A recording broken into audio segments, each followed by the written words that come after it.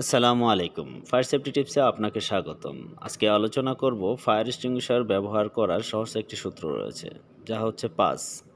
চলুন শুরু করা যাক।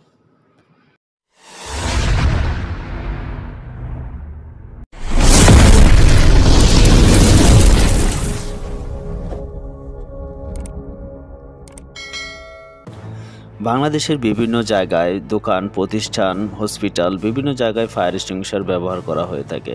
এই ফায়ার এক্সটিংগুইশার অনেকটাই আমরা ব্যবহার করতে পারি না।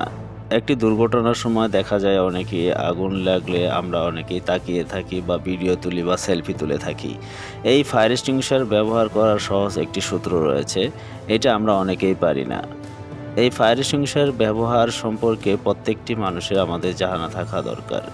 অগ্নি নিরাপত্তার জন্য অবশ্যই প্রত্যেকেই মানুষের প্রশিক্ষণ নেওয়া উচিত।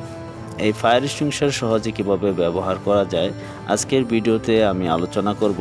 ভিডিওটি অবশ্যই না টেনে দেখার অনুরোধ রইল। তো প্রথমে হচ্ছে পাস।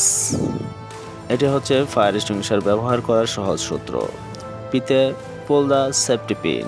প্রথমে আমাকে ফায়ার এক্সটিংগুইশারতে পয়েন্ট থেকে নামানোর পর আমাকে সেফটি পিনটি খুলে ফেলতে হবে। এতে aim at the base of the fire.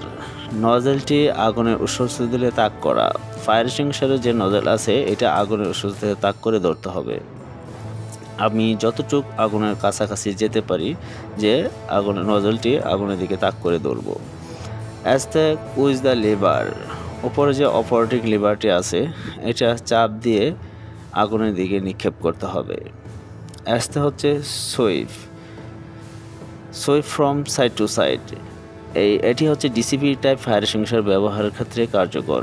এই fire extinguisher side to side sweep করতে হবে এবং যেখানে আগুনের গোড়ায় ধার্যবস্তু যেখানে আগুন জ্বলতেছে সেখানে আমরা ব্যবহার করব, আগুনের মাথায় কখনো আমরা ব্যবহার করব না। এবং সাইড টু সাইড সুইপ করব, এক জায়গায় ধরে রাখবো না।